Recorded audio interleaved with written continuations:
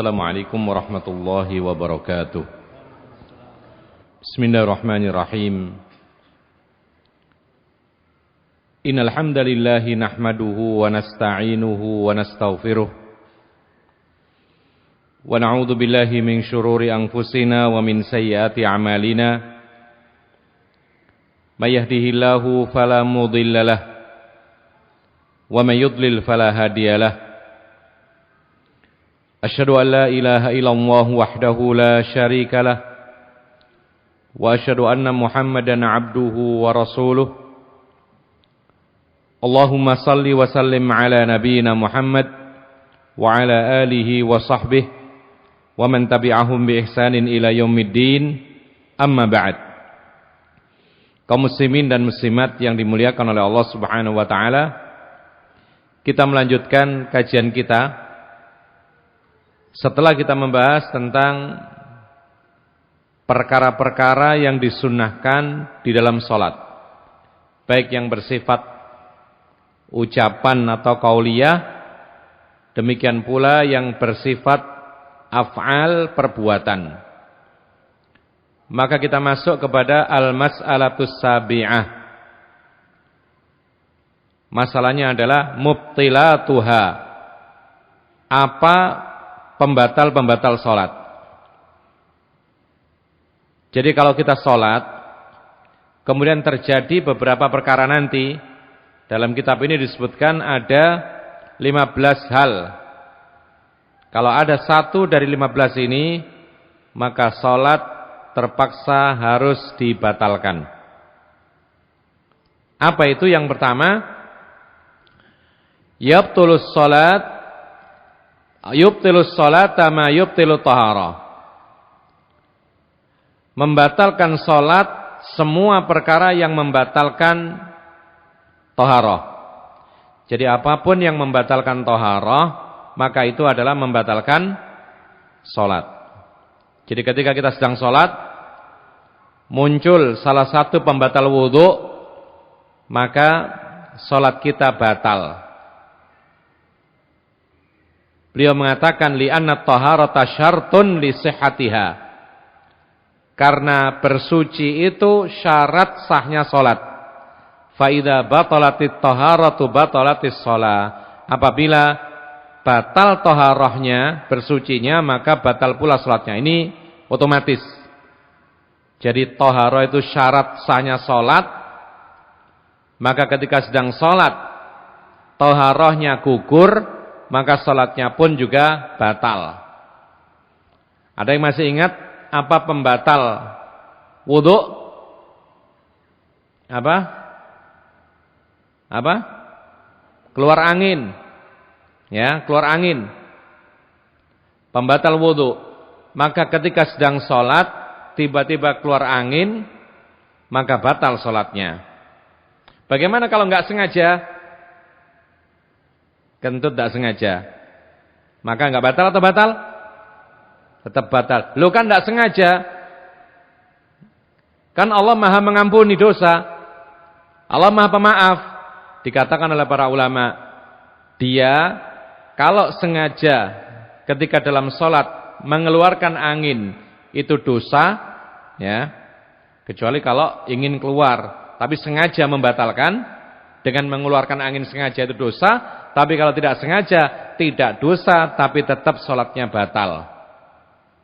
Ya. Taib. Dalam hadis yang lain disebutkan Rasulullah mengatakan la yaqbalullahu sholata ahadikum idza ahdatha hatta yatawadda. Allah tidak akan menerima salat kalian apabila berhadat, tidak bersuci, sampai kalian betul-betul bersuci. Maka ini menunjukkan kepada kita bahwa semua pembatal taharah, misalnya wudu, maka itu membatalkan sholat. Di tengah sholat batal wudunya, maka dia otomatis batal sholatnya. Dan konsekuensinya harus dibatalkan sholatnya. Taib. Sekarang masalahnya adalah, ini orang yang sholat sendirian, jelas. Ketika sholat sendirian, lalu keluar angin, dibatalkan. berwudu, ngulang lagi dari awal. Kalau makmum juga demikian. Makmum ketika sholat, di tengah sholatnya keluar angin, batal enggak? Batal juga, maka dia harus membatalkan sholatnya. Pergi dari tempat itu, ngambil air wudu, diulangi lagi dari awal. Masalahnya sekarang imam di tengah sholat, ya, lalu kemudian keluar angin, batal enggak sholatnya? Batal juga. Konsekuensinya apa? Bubar sholatnya atau gimana? Tidak bubar sholatnya, yang batal hanya imam. Maka imam keluar. Kemudian bagaimana sholatnya? Diteruskan oleh salah satu makmum yang ada di belakangnya. Makanya Rasulullah menganjurkan, hendaknya yang ada dekat imam itu adalah orang yang pintar, ulul ahlam wan nuha, supaya bisa menggantikan posisi imam. Kalau bisa bacaannya juga bagus yang di belakang imam, yang persis. Ya. Taib. Sekarang masalahnya adalah bagaimana dia keluar dari tempat sholat seorang imam. Ya kalau sholat biasa, kadang-kadang sholat yang sangat, yaitu penting, sholat Jumat misalnya, mengimami sholat Jumat lalu batal. Atau lebih lagi, sholat Id.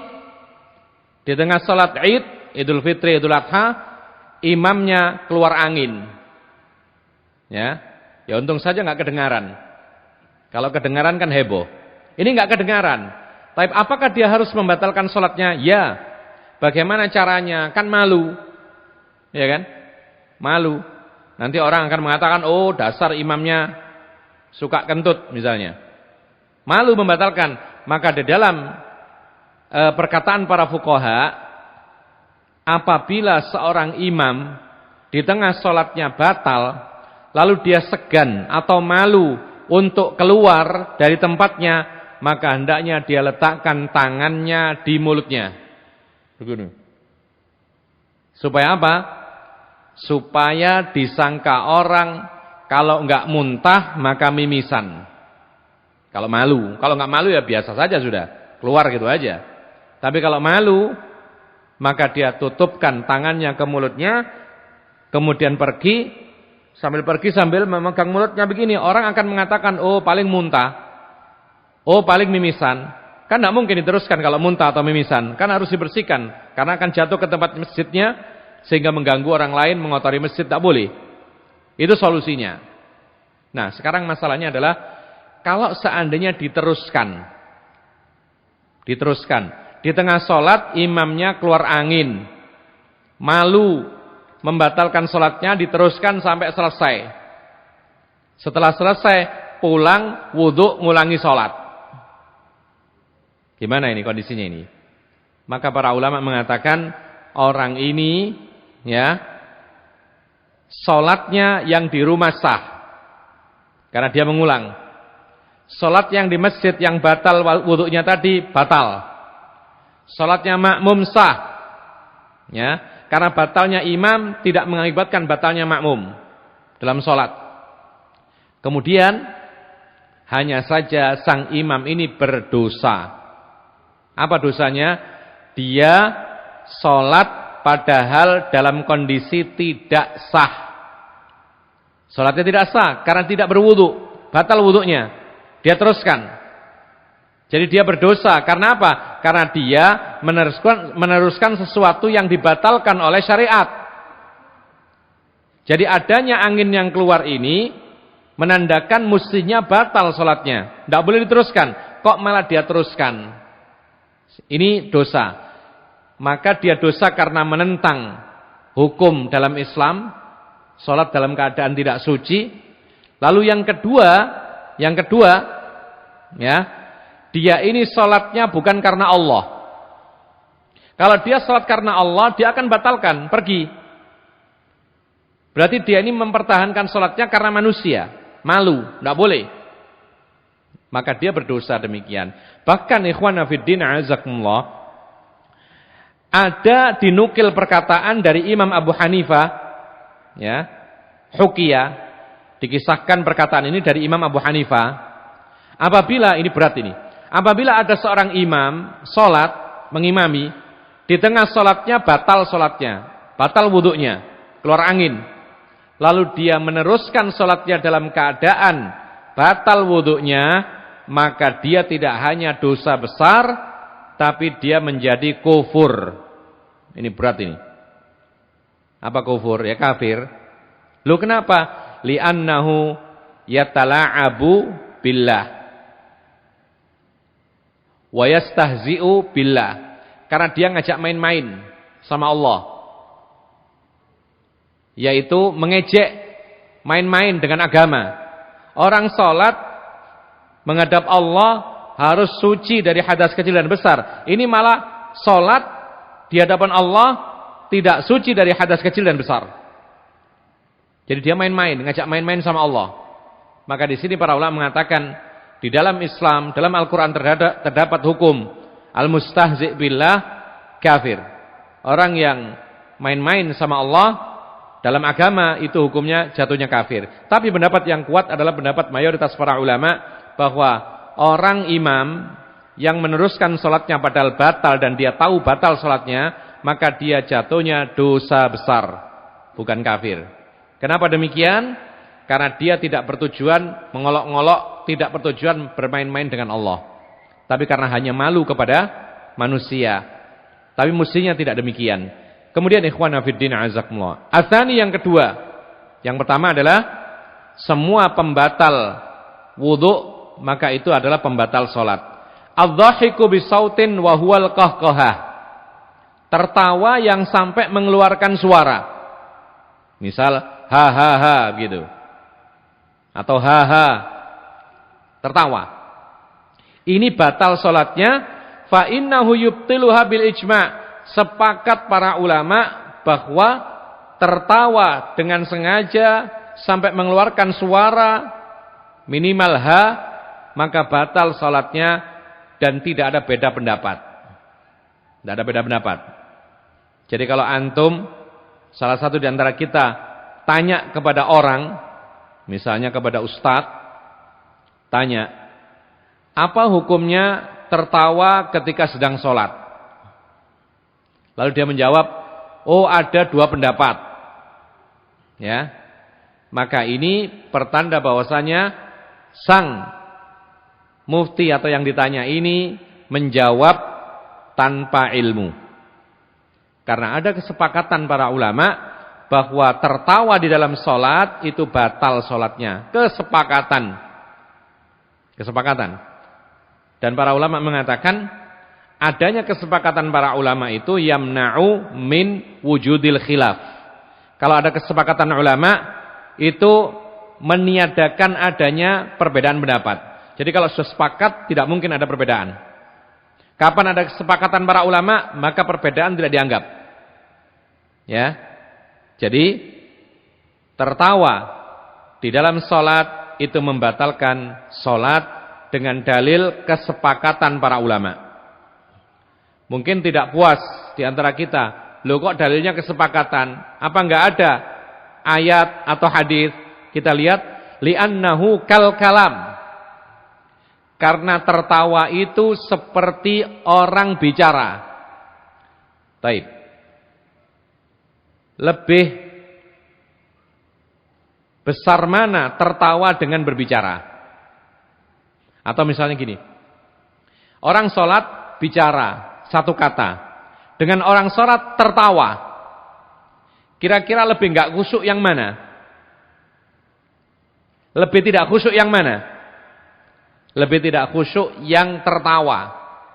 Ya, orang bicara biasa masih mungkin, dia memungkinkan untuk memiliki kekhusyuan meskipun dikit. Nah, orang tertawa itu lebih berat lagi. Karena orang tertawa itu karena melihat sesuatu, memikirkan sesuatu, paham, lalu tertawa sehingga lalai dari sholatnya. Makanya tertawa ini dikatakan di sini bal asyaddu, bahkan tertawa itu lebih berat daripada bicara. Nah, kemudian beliau mengatakan lagi, walima fi dzalika minal istighfafi wat tala'ub al munafi li maqsudis shalah. Dan karena tertawa itu berarti meremehkan dan main-main dengan sholatnya, padahal ini adalah bertolak belakang dengan tujuan sholat. Tujuan sholat itu adalah berkomunikasi dengan Allah, kemudian dengan khusyuk. Tapi kok tertawa? Tertawa ini lebih berat daripada sekedar bicara. Dan tertawa dalam sholat itu berarti main-main dengan sholat, meremehkan sholat. Dan itu semua yaitu bertolak belakang dengan tujuan orang yang sholat menghadap kepada Allah, khusyuk, tuma'nina dan seterusnya. Makanya para ulama sepakat bahwa tertawa itu membatalkan sholat apabila sampai keluar yaitu suara. Kemudian beliau mengatakan, Amma tabassumu bila qahqahatin fa innahu la yubtiluha kama naqalahu Ibnul Mundhir wa ghairuh. Adapun sekedar tersenyum, jadi orang salat kadang-kadang tersenyum. Ada enggak kira-kira? Ada. Kenapa kok tersenyum? Hah? Ya ingat sesuatu. Karena memang kadang-kadang orang salat itu, bahkan bukan kadang-kadang ya, selalu digoda oleh setan. Bahkan setan itu membisikkan, mengingatkan apa-apa yang kita telah lupa. Sebelum sholat kita nyari-nyari mana kunci motor. Tidak ketemu-ketemu. Ketika sholat takbir, oh iya, di saku celana satunya. Setan yang membuat orang seperti ini. Dan itu ada hadisnya, dalam hadis yang sahih demikian. Nah, adapun tersenyum, mungkin dia sholat kemudian terlintas pikiran. Ingat anaknya yang lucu. Kemudian tersenyum. Tidak sampai keluar suara, maka tersenyum itu tidak membatalkan sholat. Sebagaimana dinukil hal itu oleh Ibnul Mundhir dan yang lainnya. Bahkan sebagian para ulama mengatakan itu ijma'. Jadi tersenyum itu lain dengan tertawa. Tersenyum sekedar tersenyum, tidak mengeluarkan suara, maka tidak sampai batal sholatnya. Cuman para ulama memberikan pengarahan kalau bisa ketika sholat jangan tersenyum. Ya. Karena apa? Sedikit banyak akan mempengaruhi dan mengurangi kekhusyuan sholat. Maka tidak usah tersenyum. Ya sudah, lempeng aja sholatnya. Menghadap kepada Allah subhanahu wa ta'ala. Baik. Jadi yang kedua adalah tertawa. Kalau tersenyum tidak membatalkan sholat, tapi dihindari tersenyum ini. Yang ketiga, al-kalamu amdan li ghairi maslahatis shalah. Yang ketiga, berbicara sengaja dengan pembicaraan bukan untuk atau tersengaja bukan untuk kemaslahatan sholatnya. Jadi bicara sengaja dan bukan untuk maslahat sholat. Dari sini kita ketahui kalau berbicara tidak sengaja maka tidak batal sholatnya. Ada orang berbicara tidak sengaja. Bagaimana itu? Kaget misalnya. Ya. Kita sholat, ada orang sholat, kemudian kejatuhan, apa ini? Tidak ada kipas ini, lampu. Kejatuhan di kepalanya lampu. Kemudian kaget, lalu mengucapkan, aduh. Batal nggak sholatnya? Tidak. Karena apa? Karena pembicaraan seperti ini tidak sengaja. Ya. Innalillahi, gitu. Maka tidak batal sholatnya. Karena apa? Karena tidak sengaja.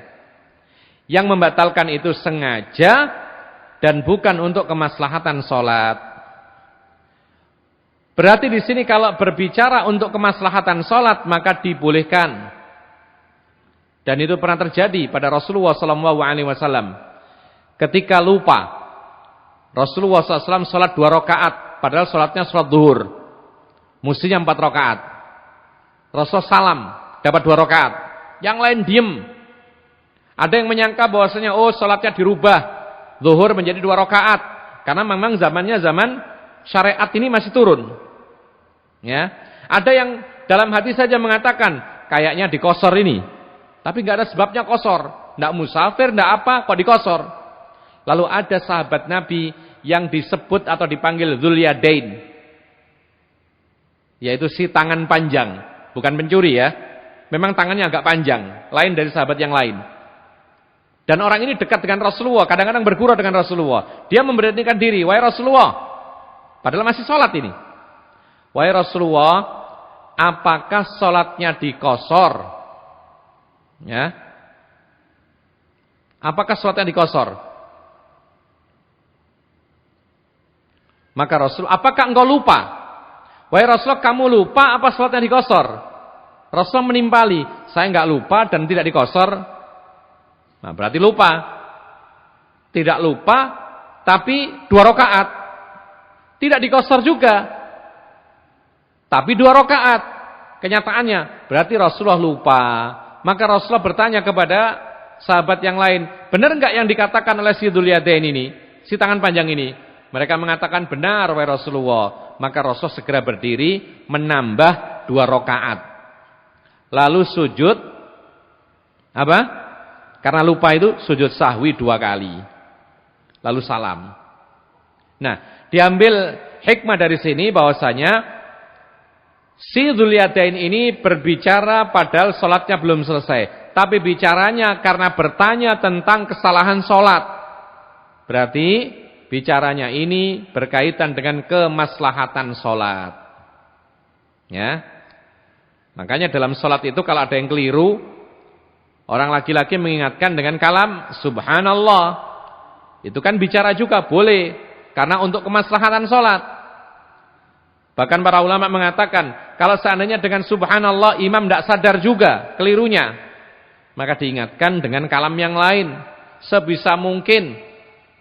Ya, kalau memang tidak bisa diingatkan dengan kalam-kalam yang sifatnya itu bacaan sholat, maka diingatkan dengan bahasa yang dipahami oleh sang imam. Ya, boleh, karena ini adalah untuk kemaslahatan sholat. Dari sini kita katakan sekali lagi, kalau berbicara itu tidak sengaja atau berbicara untuk kemaslahatan sholat, maka ini dibolehkan dan tidak membatalkan sholat. Beliau mengatakan, Fa'an Zaid ibni Arqam radhiyallahu anhu qala kunna natakallamu fis shalah. Yukallimu ar-rajulu minna sahibah wa huwa ila janbihi fis salat hatta nazalat wa qumu lillahi qanitin fa umirna bis sukuti wa nuhina 'anil kalami fa in takallama jahilan aw nasiyan la tabtulu salatuhu. Kata beliau, ini didasari jadi berbicara sengaja bukan untuk kemaslahatan sholat, itu batal sholatnya. Dari Zaid ibn Arqam, semoga Allah meridhoinya, beliau mengatakan, dahulu kami, di awal-awal Islam, itu sholat tapi bicara. Ya, seseorang berbicara dengan teman sampingnya. Jadi kita sholat begitu, makmum ini, lalu datang lagi orang baru datang, langsung dia takbir juga di sebelah kita. Lalu ini orang mengatakan, gimana kabarnya? Baik. Oh ya baik, alhamdulillah. Biasa dulu sebelum dilarang. Ya. Jadi tanya-tanya kabar, tanya kesehatan, itu biasa dulu sambil sholat. Maka kemudian ya, turunlah ayat wa qumu lillahi qanitin. Yaitu apa? Berdirilah sholat untuk Allah dalam keadaan diam. Kemudian kata Zaid bin Arqam, maka kami pun disuruh untuk diam ketika sholat dan kami dilarang untuk berbicara. Ya, ini dasarnya bahwa berbicara meskipun 1 atau 2 kalimat itu membatalkan sholat. Bahkan para ulama mengatakan meskipun 1 kata membatalkan sholat, asalkan kata itu mafhum, memiliki makna yang sempurna. Ya. Misal ditanya dalam bahasa Arab, apa bahasa Arabnya misalnya? Min aina anta? Jadi orang sholat ditanya, min aina anta? Dia mengatakan al-bait, 1 kata. Batal sholatnya. Dari rumah. Karena artinya rumah tadi maksudnya adalah sesuai dengan pertanyaannya, saya dari rumah. Batal sholatnya, meskipun mengucapkan rumah saja. Bahkan dalam bahasa Arab itu ada 1 huruf yang memiliki makna kalimat. Dalam bahasa Arab. Jadi kalau mengucapkan 1 huruf, tapi maksudnya 1 kalimat, jumlah kalam, maka itu pun juga batal. Dicontohkan oleh para ulama seperti kalimat qi. Bahasa Arab qi itu fi'il amr, perintah. Ya. Qi. Dari kata waqayaqi, wiqayatan qi. Artinya adalah jagalah, peliharalah. Bahasa Arab. Jadi misalnya dia sholat, kemudian ada anak kecil di samping, lalu ada kakaknya. Lalu dia melihat anaknya kecil ini mungkin mengkhawatirkan kalau tidak dijaga. Maka bapaknya yang sholat mengatakan kepada kakaknya, qi. Apa artinya tadi? Jagalah. Maka ini batal sholatnya, meskipun satu huruf. Ya. Jadi asalkan dia memiliki makna yang sempurna, maka itu membatalkan sholat. Bahkan dalam bahasa Indonesia pun bisa mungkin satu kata bahkan satu huruf bisa membatalkan sholat, asalkan dia memiliki makna yang sempurna. Bisa. Ya, bapaknya sholat, anaknya nggarap PR. Ya, dibaca. Rukun sholat adalah A. Apa rukun sholat? Al-Fatihah. B. Doa iftitah. C. Tasyahud awal. Bapaknya bilang A. Batal enggak sholatnya? Batal karena A ini maksudnya adalah rukun sholat adalah A. Yaitu apa? Yaitu membaca surat Al-Fatihah. Meskipun satu huruf. Jadi intinya ikhwan fillah azakumullah, kalimat yang diucapkan oleh orang yang sholat dalam keadaan sengaja dan bukan untuk kemaslahatan sholat, maka membatalkan sholatnya. Ya. Kemudian, fa in takallama jahilan aw nasiyan la tabtul sholatuhu. Tapi kalau dia berbicara karena tidak tahu hukumnya, ya mungkin mu'allaf gitu, baru masuk Islam, kemudian langsung disuruh sholat. Ketika sholat ngomong, dia sholat, ini mu'allaf, baru masuk Islam. Ketika sholat diajak sholat oleh temannya berdiri di sampingnya. Ya, kemudian dia bingung, iki apa iki Mas? Mari ini lapo iki? Ya, maka seperti ini karena memang tidak tahu hukumnya, maka sholatnya tetap sah. Kemudian nasian atau ketika dia berbicara dalam keadaan lupa bicara.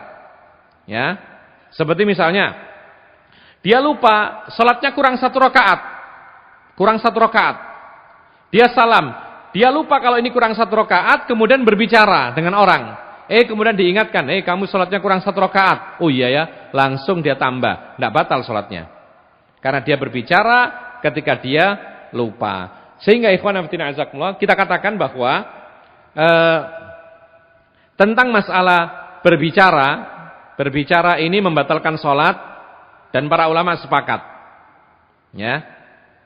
Lalu dikiaskan, dianalogikan kepada berbicara itu adalah tertawa. Analogi di sini sifatnya lebih kuat karena lebih parah daripada berbicara. Maka secara jelas tertawa itu membatalkan sholat. Lalu di bawahnya berbicara ada tersenyum. Tersenyum tidak sampai mengeluarkan suara, maka tidak membatalkan sholat karena tidak bisa dianalogikan dengan berbicara. Kalau tertawa itu dianalogikan kepada berbicara, bahkan analogi yang lebih kuat hukumnya. Baik. Bagaimana dengan perkara yang lain seperti menangis? Boleh enggak menangis ketika sholat? Ya? Boleh enggak menangis ketika sholat? Lihat menangisnya. Kalau menangisnya karena Allah, ingat keagungan Allah, takut neraka, berharap surga, sampai menangis, maka tidak ada masalah, jelas. Bahkan sebagian para ulama mengatakan sepakat boleh. Karena Rasulullah menangis ketika membaca ayat-ayat azab. Ya, boleh menangis. Yang penting enggak ditambah-tambahi kalam. Karena ada orang menangis itu tambah-tambah gitu terus kemudian mengatakan susah aku ini, ya sudah batal sholatnya, ditambah-tambahi kalam.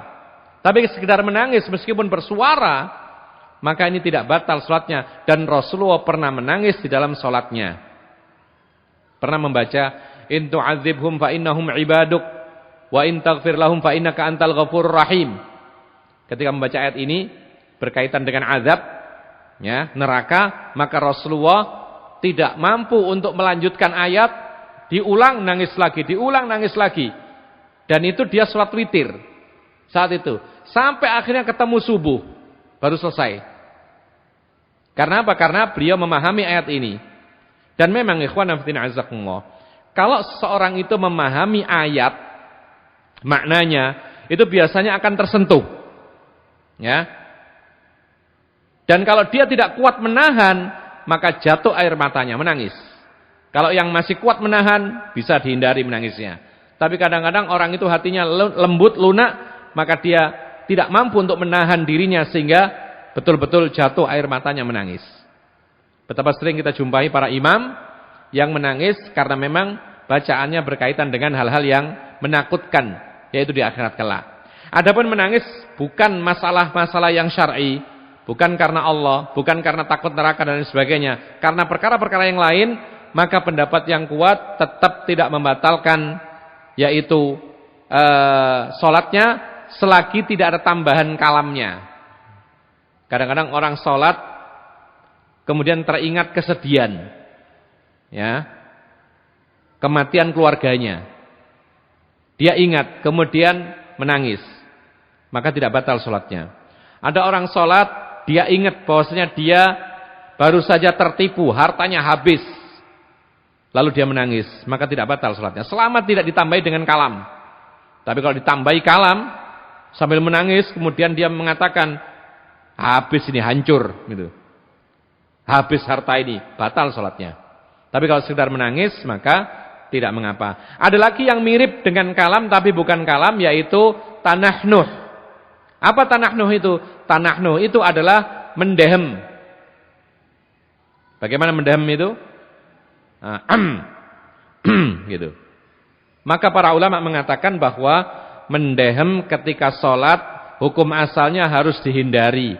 Kecuali kalau ada kebutuhan. Seperti mengingatkan orang, ya, memberi isyarat. Dengan tasbih gak bisa, maka mendehem. Maka ini boleh. Kenapa demikian? Kenapa tidak membatalkan sholat? Karena mendehem itu tidak bisa disamakan dengan berbicara. Dan tidak ada dalil yang melarang. Kemudian yang berikutnya disebutkan oleh para ulama juga, ada riwayat bahwasannya Ali bin Abi Thalib mengatakan, aku ketika waktu sahur bertemu dengan Rasulullah, maka kalau Rasulullah SAW sedang sholat dan aku minta izin, kan Rasulullah sholat, tidak mungkin mengatakan silakan masuk, nggak mungkin. Maka Rasulullah memberi isyarat kepada aku dengan mendehem. Artinya apa? Kalau Rasulullah mendehem berarti diizinkan masuk. Ya. Meskipun hadits ini ada kelemahannya, tetapi paling tidak karena tidak mungkin dikiaskan, dianalogikan kepada kalam, maka ini termasuk bukan termasuk pembatal sholat ketika mendehem. Dan itu dilakukan oleh para ulama dahulu ketika ada kebutuhan. Kemudian yang keempat ini ada perbedaan pendapat, ya. Kita baca dulu, nanti kita sebutkan apa perbedaannya. Mururul mar'atil balighati awil himari awil kalbil aswadi baina yadayil musalli duna maudhi'i sujudihi. Ya. Orang sholat dilewati seorang wanita yang sudah dewasa atau keledai atau anjing hitam. Dilewati di depannya, yaitu antara dirinya dan tempat sujudnya. Jadi tempat sujudnya di depan, dilewati di depannya begini. Oleh salah satu dari 3. Wanita dewasa, keledai, atau anjing hitam. Hal ini didasari oleh sabda Rasulullah SAW, "Idza qama ahadukum yusalli fa innahu yasturuhu, idza kana baina yadayhi mithlu akhiratir rahli, fa idza lam yakun baina yadayhi mithlu akhiratir rahli, fa innahu yaqta'u salatahul himaru wal mar'atu wal kalbul aswadu."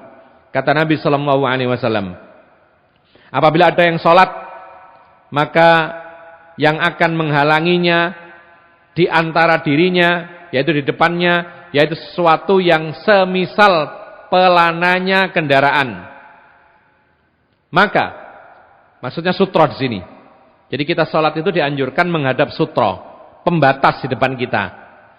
Pembatas yang kita jadikan pembatas dalam sholat itu bisa dinding, ya, bisa tiang kalau ada tiang, bisa barang atau apapun yang biasanya setinggi apa? Setinggi pelananya kendaraan, pelana onta, pelana kuda dan semisalnya.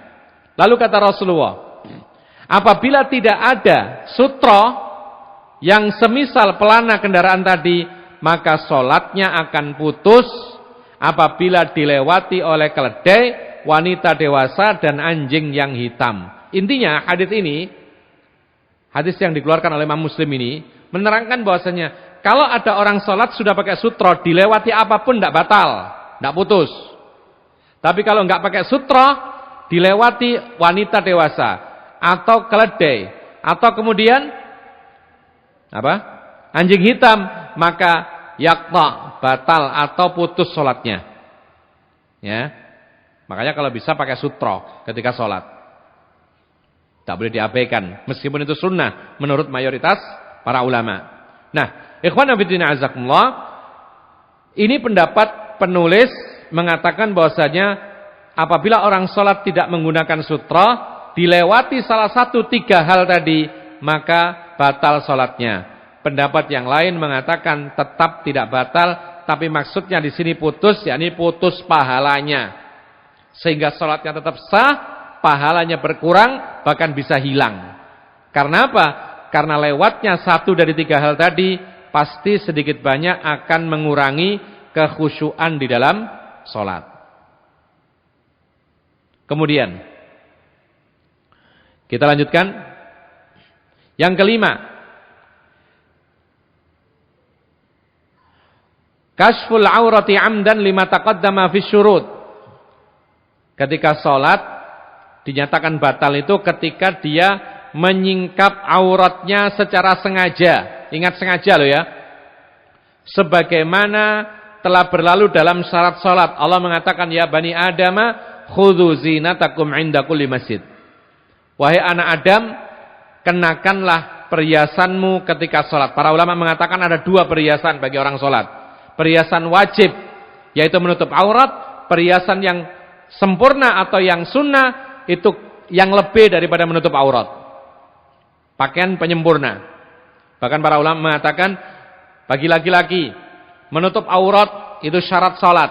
Selebihnya itu sunnah. Kapan dikatakan itu pakaian yang bagus, maka itulah yang disunahkan.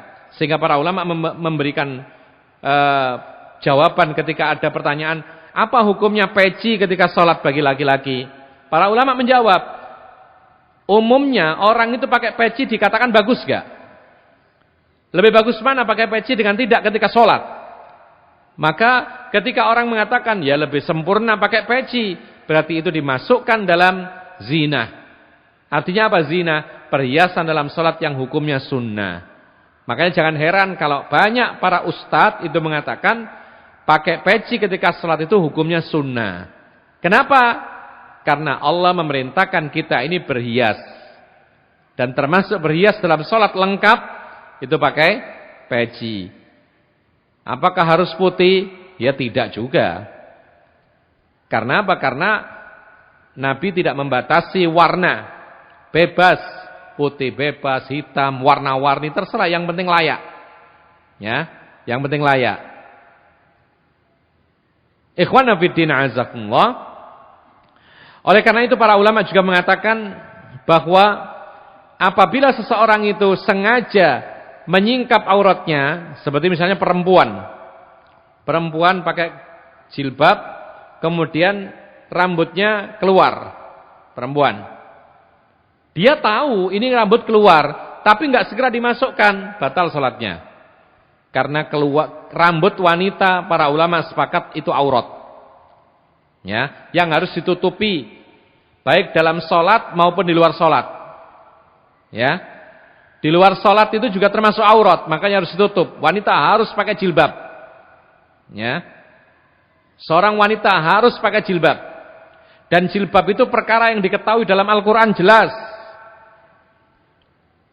Di antara fungsi jilbab adalah menutup rambut dan juga dada. Makanya dalam Al-Quran disuruh untuk menjulurkan ke dada. Bukan dimasukkan ke dalam kemejanya, bukan. Tapi dijulurkan ke dada untuk menutup bagian dadanya juga. Dan itu yang kita ketahui dari para ulama yang telah lalu. Bahwasanya jilbab itu wajib, perkara agama. Dan tidak ada satupun perkataan yang mengatakan jilbab itu tidak wajib. Ya, jadi kalau ada yang mengatakan itu adalah khilafiyah, khilafiyah dari mana? Perbedaan pendapat dari mana? Tidak ada. Satupun yang mengatakan itu khilafiyah. Jilbab adalah kewajiban agama bagi setiap wanita. Atau misalnya ada orang, ini biasanya laki-laki kadang-kadang, karena kaosnya pendek, ya, kaosnya pendek, ketika sujud, apalagi celananya pun juga agak melorot, maka kelihatanlah, mohon maaf ya, kelihatanlah bagian belakang, bahkan sebagian daripada ya mohon maaf, pantatnya itu sebagiannya sudah kelihatan. Nah kalau dia sadar dan dia tidak segera menutup, maka batal sholatnya. Makanya kalau pakai baju, kemeja misalnya agak panjang dikit, sehingga menutupi bagian yaitu belakangnya, sehingga ketika dia sujud tidak tersingkap. Baik. Lanjut yang ke-6. Istidbarul qiblati li anna istiqbalaha syartun li sihhatis shalat. Yaitu sengaja membelakangi kiblat. Jadi enggak mau ngadep kiblat. Maunya ngadep lawannya kiblat, atau menghadap selatan atau menghadap utara. Padahal Allah mengatakan di dalam Al-Qur'an fawalli wajhaka syatral masjidil haram. Dalam sebuah hadis Nabi mengatakan idza qumta ila salati fastaqbilil qiblah. Kalau kamu mau sholat, menghadaplah kiblat. Dan para ulama dulu pernah kita katakan, menghadap kiblat itu ada dua macam hukum. Yang pertama, bagi orang yang dekat dan bisa melihat Ka'bah, maka harus menghadap Ka'bah. Jika ditarik garis, kena Ka'bah. Tidak boleh menyimpang. Karena dia bisa menghadap Ka'bah. Tapi bagi orang yang jauh yang tidak melihat Ka'bah, maka kewajibannya bukan menghadap Ka'bah karena enggak lihat Ka'bah, tapi menghadap arahnya Masjidil Haram. Arah. Bukan Ka'bah, arahnya Masjidil Haram. Ini keringanan bagi orang yang jauh yang tidak bisa melihat Ka'bah langsung, maka kewajibannya adalah menghadap arahnya Masjidil Haram. Orang kita Indonesia, arah Masjidil Haram itu adalah arah barat. Maka ketika kita sholat menghadap barat, yang penting barat. Sedangkan barat itu adalah antara utara dengan selatan, ini barat semua. Maka kita sudah cukup dan sah sholat kita ketika kita menghadap barat. Meskipun kalau ditarik garis lurus, tidak kena Ka'bah. Karena kewajiban kita adalah menghadap arahnya Masjidil Haram. Sebagaimana Rasulullah di Medina, itu menghadapnya selatan. Lalu dia mengatakan, ma bainal masyriqi wal maghribi qiblah. Rasulullah mengatakan ketika di Medina, kan sholatnya menghadap selatan di Medina. Yang penting selatan. Rasulullah mengatakan antara timur dengan barat semuanya kiblat. Sehingga apa? Sehingga andaikan condong sedikit 5 derajat, 10 derajat ke kiri atau 5 derajat, 10 derajat ke kanan, tidak masalah. Tetap sah karena itu masih menghadap kiblat. Kalau kita masih menghadap barat dan kiblat kita adalah barat, makanya enggak usah repot, enggak usah bingung. Kalau antum punya kompas, coba ini Namiro ini kiblatnya pas gak? Oh ternyata nyimpang 5 derajat, 6 derajat atau mungkin lebih atau kurang. Tidak perlu bingung. Karena apa? Karena Islam memberikan keringanan yang sangat luar biasa bagi orang yang jauh dari Ka'bah dan tidak bisa melihat langsung Ka'bah, maka kewajibannya cukup menghadap arahnya Masjidil Haram. Dan arah Masjidil Haram bagi orang Indonesia adalah arah barat. Cukup. Ya enggak perlu kemudian dirubah. Digeser karpetnya digeser. Tahun depan ternyata ditemukan kompas lagi yang lain yang lebih akurat. Oh ternyata yang dulu benar, geser lagi. Tahun depannya lagi, oh salah lagi, geser lagi. Ya. Repot akhirnya. Ada juga yang di sebagian tempat itu dibuat garis miring sekali, akhirnya nggak nampung banyak orang. Padahal cuman condongnya itu tidak banyak. Ya.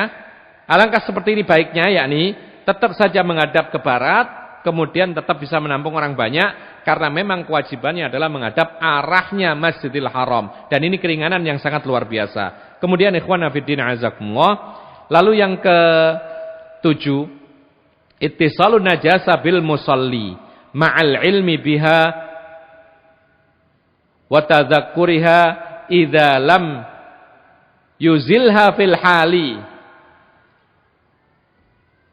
Terkena najis, orang yang sholat ada najisnya pada dirinya, dia tahu dan dia ingat, tapi dia tetap tidak menghilangkannya pada saat itu.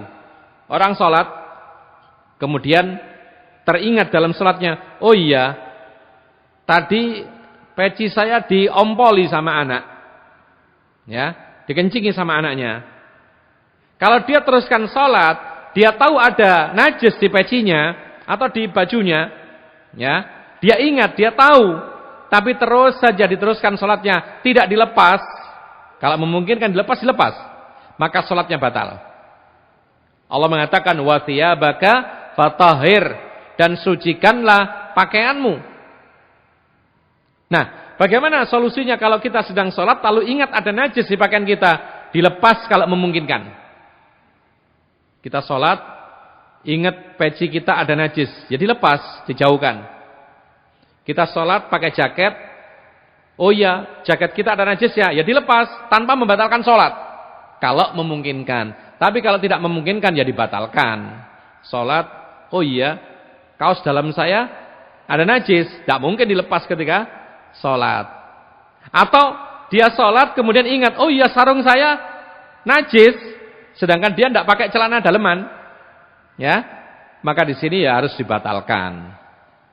Tapi kalau memungkinkan dilepas ketika sholat. Sebagaimana Rasulullah ketika di tengah sholat mendapatkan wahyu bahwa sandalnya ada najis, alas kaki, dia sholat pakai alas kaki, maka Rasulullah melepas langsung dan sholatnya tidak dibatalkan. Yang ke-8, tarku ruknin min arkaniha au syartin min syurutiha amdan biduni udrin.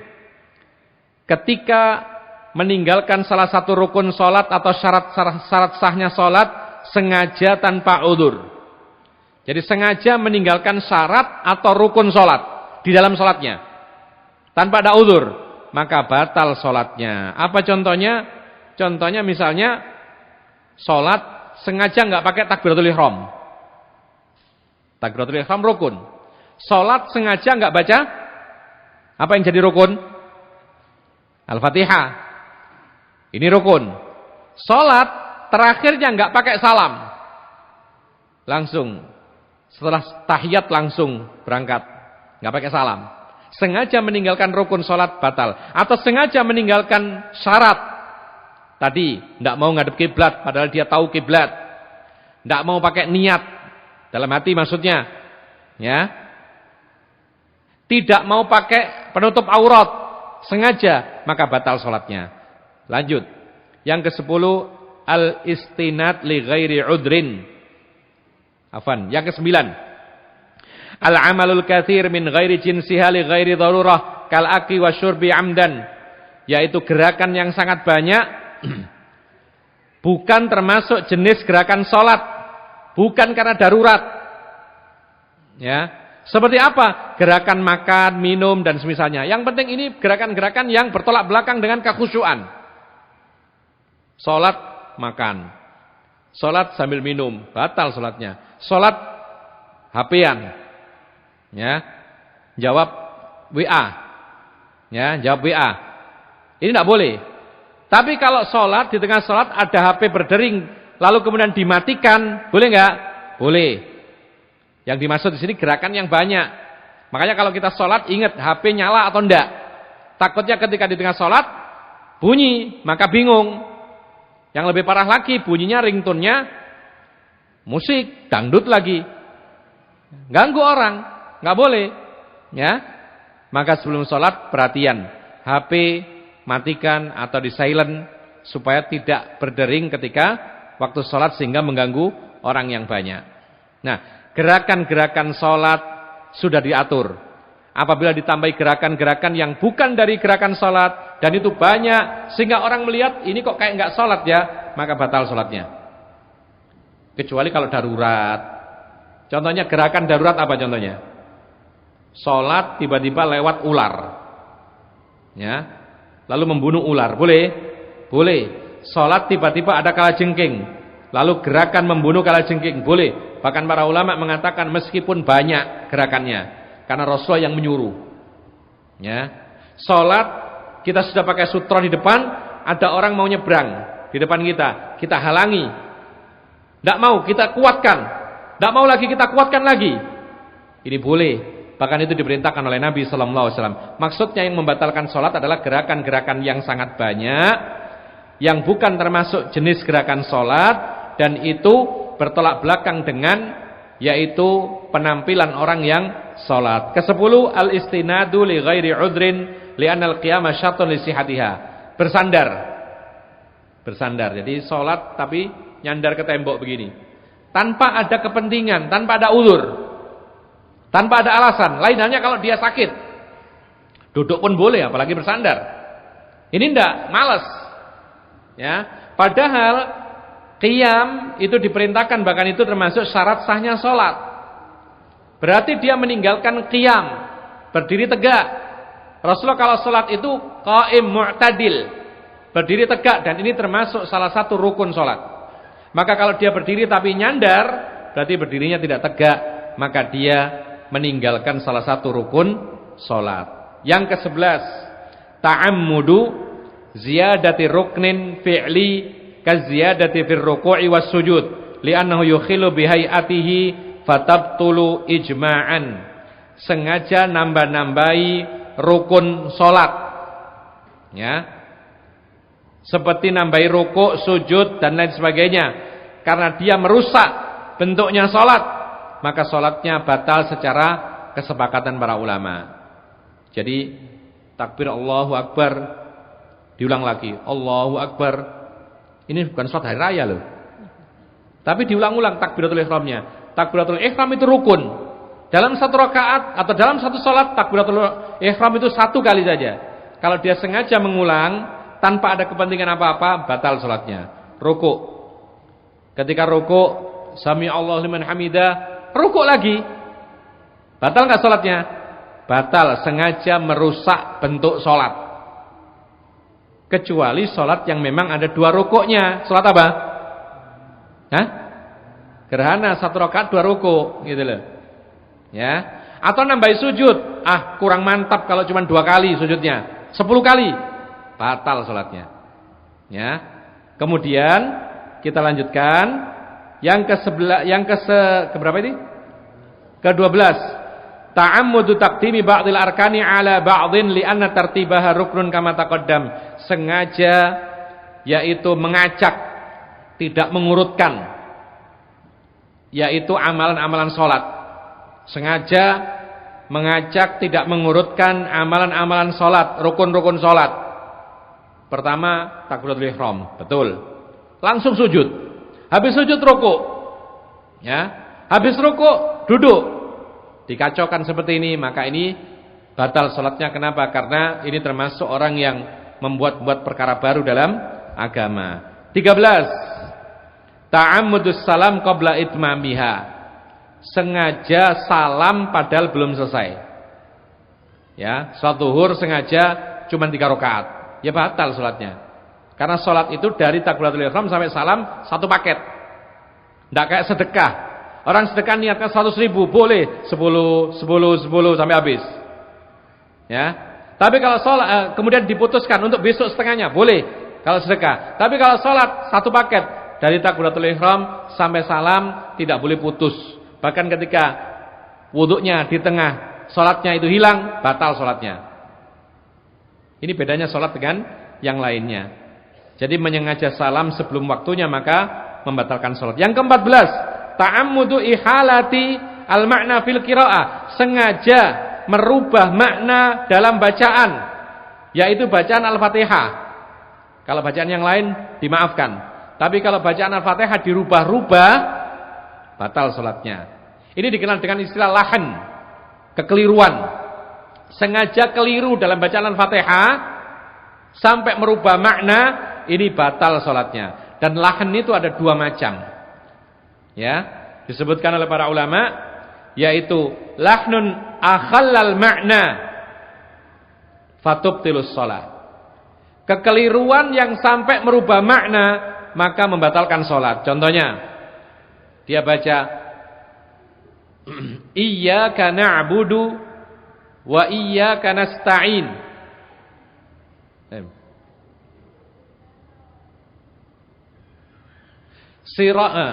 Contohnya siratal ladzina an'amta 'alaihim. Itu diganti siratal ladzina an'amtu. Asalnya ta jadi tu. Beda enggak mananya? Ya beda jauh. Kalau ta itu engkau ya Allah, kalau tu aku. Batal salatnya. Ya. Atau misalnya contoh yang lain. Misalnya iyyaka na'budu diganti iyyaki na'budu. Apa bedanya? Ka dengan ki jauh maknanya. Kalau ka itu engkau ya Allah, kalau ki orang perempuan, batal salatnya. Ini lahan yang membatalkan salat. Tapi kalau lahannya tidak sampai merubah makna, ini dimaafkan. Masih tidak membatalkan salat, seperti disebutkan oleh para ulama, kekeliruan bacaan yang tidak sampai merubah makna. Misalnya alhamdulillahirabbil alamin dibaca alhamdulillah. Mestinya alhamdu, tapi dibaca alhamda. Dhammah keliru fathah. Siratal ladzina an'amta 'alaihim dibaca siratil ladzina an'amta 'alaihim. Ini pun juga termasuk kekeliruan yang tidak merubah makna. Maknanya seperti itu sama.